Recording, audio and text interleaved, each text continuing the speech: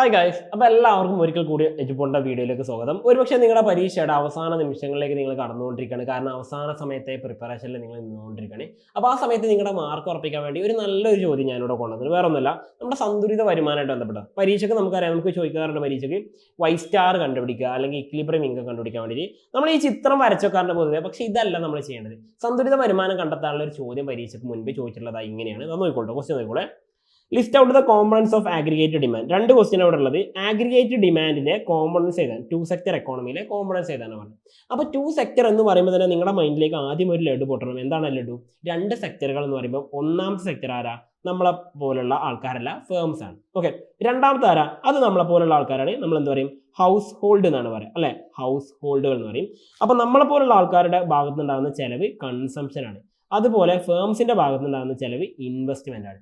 ഈ രണ്ട് ചെലവാണ് ടു സെക്ടറിൽ ഉണ്ടാകുക. ഓക്കെ, അപ്പോൾ അവിടുത്തെ ആഗ്രിഗേറ്റ് ഡിമാൻഡ് നമ്മൾ എന്ത് ചെയ്താൽ aggregate demand is equal to C+I എന്ന് എഴുതിയാൽ കഴിഞ്ഞു. ഇത്തരമുള്ള പരിപാടി.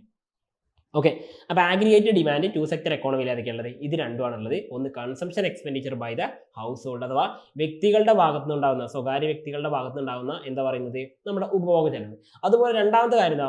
ഈ പറയുന്ന കമ്പനികളുടെ ഭാഗത്തുനിന്ന് ഇൻവെസ്റ്റ്മെന്റിന്റെ ചെലവ്, കമ്പനികളുടെ ഭാഗത്തുനിന്നുണ്ടാകുന്ന നിക്ഷേപ ചെലവുകൾ. ഇത് രണ്ടുമാണ് ഒരു എക്കോണമിയിൽ എന്ത് പറയുന്നത്, നമ്മൾ ഈ പറഞ്ഞിരിക്കുന്ന മൊത്തം ചോദനം എന്ന് പറയുന്നത്. അപ്പോൾ മൊത്തം ചോദനത്തിന്റെ ഘടകങ്ങൾ എന്ത് ചെയ്തു? നമ്മൾ ലിസ്റ്റ് ചെയ്തു പറഞ്ഞു കൊടുത്തു. ഇനിയാണ് നമ്മുടെ ടിസ്റ്റ് ആയിട്ടുള്ള കാര്യം നടക്കുന്നത്. നമ്മളോട് പറയും ഇക്വിലിബ്രിയം ഇൻകം കണ്ടെത്താൻ പറയും. എന്നിട്ട് നമുക്ക് രണ്ടാൾക്കാർ തരും, ഒന്ന് കൺസംഷനും തരും, അതുപോലെ ഇൻവെസ്റ്റ്മെന്റ് തരും. എന്നിട്ട് നമ്മളോട് ഇക്വിലിബ്രിയം ഇൻകം കണ്ടെത്താനാണ് പറയാം.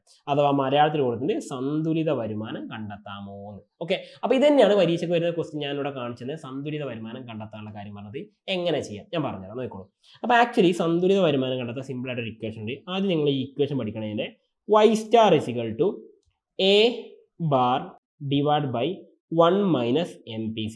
കാണുമ്പോൾ ചിലപ്പോൾ ഫസ്റ്റ് കാണുമ്പോൾ ഒരു പേടി ഉണ്ടാവും. എന്താ കാരണം? നിങ്ങളത് ആദ്യമായിട്ടായിരിക്കും കാണുന്നുണ്ടാവുക. അപ്പോൾ പേടിക്കണ്ട. ഒരു വട്ടം എഴുതുക, രണ്ട് വട്ടം എഴുതുക, 3, 4, 5 വട്ടം എഴുതുമ്പോൾ ഇത് നമുക്ക് താറായി മാറും. ഒന്നുകൂടി പറഞ്ഞുതരാം.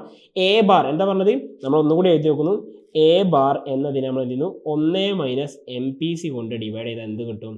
ഈ പറഞ്ഞ വൈ സ്റ്റാർ അഥവാ ഇക്വിലിബ്രിയം ഇൻകം കിട്ടും, അല്ലെ? അപ്പോൾ നമുക്ക് ആദ്യം ഇനി എ ബാർ എന്താണെന്ന് അറിയണം, അല്ലെ?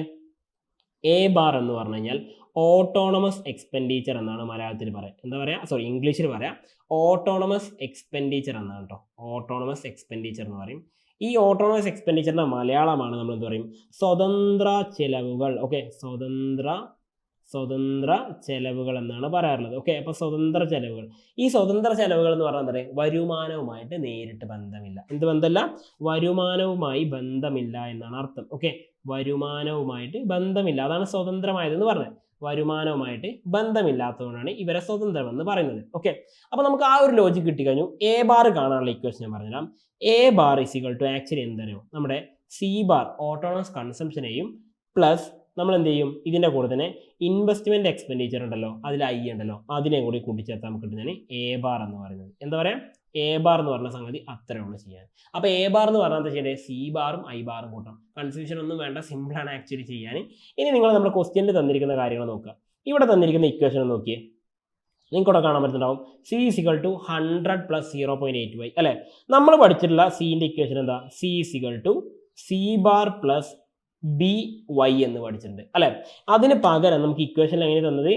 100 കൂട്ടണം, ഈ പറഞ്ഞ സി തന്നെയാണ്, 100 കൂട്ടണം 0.8y. നമ്മൾ പഠിച്ചു വെച്ച് നോക്കുമ്പം ഈ പറഞ്ഞ സി ബാർ എന്ന് പറഞ്ഞാൽ എന്താ? സി ബാർ എന്ന് പറഞ്ഞാൽ നമുക്കറിയാം വരുമാനവുമായിട്ട് ബന്ധമില്ലാത്ത നമ്മുടെ ചെലവാണ്. ഓട്ടോണമസ് കൺസംഷൻ എന്ന് സൂചിപ്പിക്കാറുണ്ട്, അല്ലെ? ചോദ്യത്തിൽ നമുക്കത് തന്നിരിക്കുന്നത് എത്രയാണ്? അത് 100 എന്നാണ് തന്നിരിക്കുന്നത്. അപ്പം നമുക്കത് ഇവിടെ എഴുതിയേക്കാം. സി ബാർ ഇസിക്കൽ ടു 100 ആണെന്ന് എഴുതിയേക്കാം, അല്ലെ? ഇനി അടുത്ത് ബി നോക്കുക നിങ്ങൾ. ബി എന്ന് പറഞ്ഞാൽ എന്താ? ബി എന്ന് പറഞ്ഞാൽ നമുക്കറിയാം ബി ഇസിക്കൽ ടു MPC ആണ്, മാർജിനൽ പ്രൊപ്പൻസിറ്റി ടു കൺസ്യൂം ആണ്. അത് നമുക്കിവിടെ 0.8 എന്ന് തന്നിട്ടുണ്ട്. അപ്പം നമുക്ക് അതുകൂടി എഴുതിക്കാം.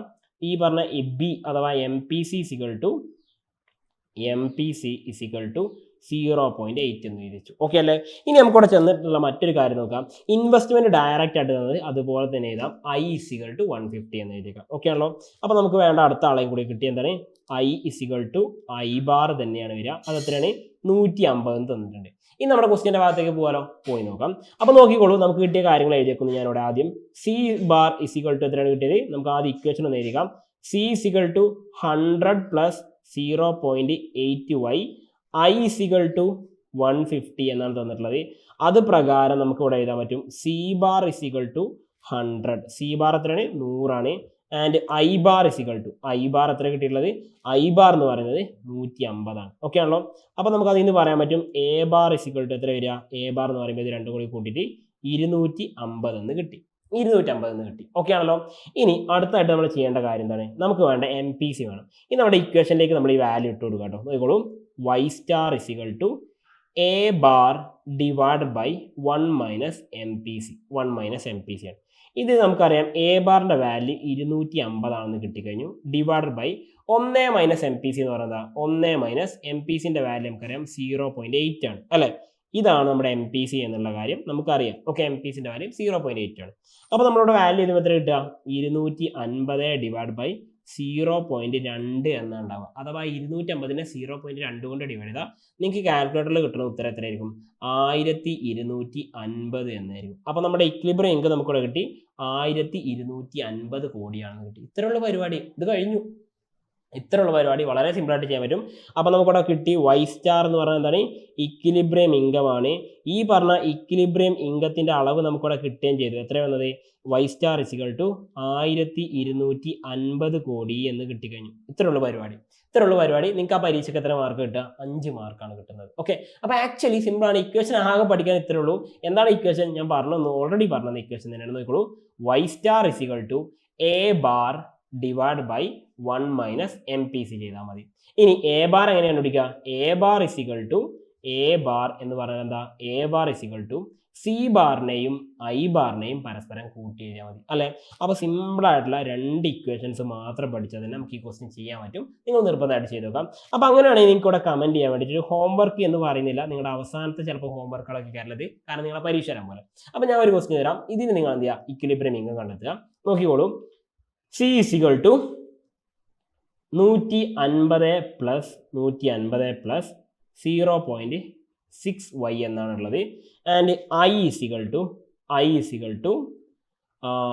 150 എന്നാണ് ഉള്ളത്. ഓക്കെ, നിങ്ങളോട് പറഞ്ഞിരിക്കുന്ന ചോദ്യം ഇതാണ്, find Y star. Okay, equilibrium income എത്രയായിരിക്കും എന്ന് കണ്ടെത്താനാണ് നിങ്ങളോട് ചോദ്യം പറഞ്ഞുള്ളത്. ഉത്തരം എന്ത് ചെയ്യുക? നിങ്ങൾ തൊട്ടതായ കമൻറ്റ് ചെയ്യുക. ഓക്കെ, അപ്പോൾ ഉത്തരം എത്രയെന്ന് വെച്ച് കഴിഞ്ഞാൽ നിങ്ങൾ തൊട്ടതായ കമൻറ്റ് ചെയ്യുക. ഇക്വേഷൻ യൂസ് ചെയ്യേണ്ടത് നിങ്ങൾക്കറിയാം. എന്താണ് ചെയ്യുന്നത്? Y star is equal to A bar divide by 1 minus M P C ചെയ്താൽ മതി. നമ്മുടെ ആൻസർ ഈസി ആയിട്ട് കിട്ടും. ഓക്കെ ആണല്ലോ. അപ്പോൾ ഈ ഒരു ക്വസ്റ്റ്യൻ ചെയ്യുക, ഇതിൻ്റെ ആൻസർ എന്ത് ചെയ്യുക? തൊട്ടതായ കമൻറ്റ് ചെയ്യുക. അപ്പോൾ വീണ്ടും പുതിയൊരു വീഡിയോ ആയിട്ട് കാണുന്നതായിരിക്കും. It's me Salsabeen signing out from Eduboard. Happy learning all. By.